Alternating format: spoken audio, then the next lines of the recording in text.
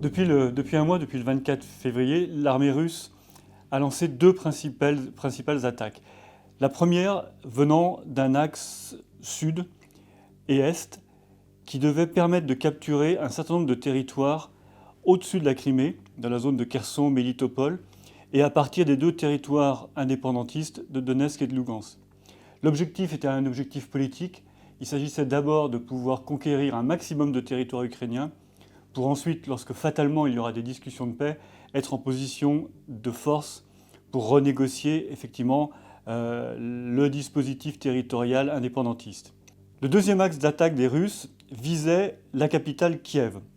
Et au départ de la Biélorussie, il y a eu, dès le 24 au matin, un certain nombre d'offensives. Une offensive terrestre via les postes frontières en direction de Kiev.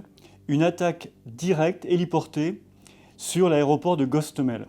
Alors, il faut se souvenir que l'aéroport de Gostomel n'est pas un aéroport militaire mais bien civil, et que deuxièmement, c'est un aéroport de fret qui permet de décharger des gros avions de transport. L'objectif, c'était d'attaquer Kiev et de parvenir assez rapidement à prendre le contrôle d'un certain nombre d'objectifs. Malheureusement pour les Russes, l'attaque sur Gostomel a en partie échoué. Bien sûr, l'aéroport a été capturé, mais les unités ukrainiennes ont très vite réagi. L'artillerie a continué à tirer et a empêché tout atterrissage massif d'avions russes à ce moment-là.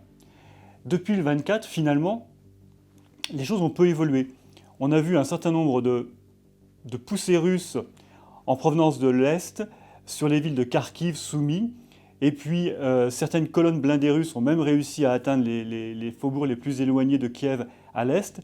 Mais pour le reste, on est dans une situation qui finalement a peu évolué en 15 jours en tout cas. Si on regarde une carte du pays, on se rend compte qu'il n'y a qu'une seule ville principale qui est tombée aux mains des soldats russes. Il s'agit de Kherson, au-dessus de la Crimée, qui est tombée à peu près au bout d'une semaine.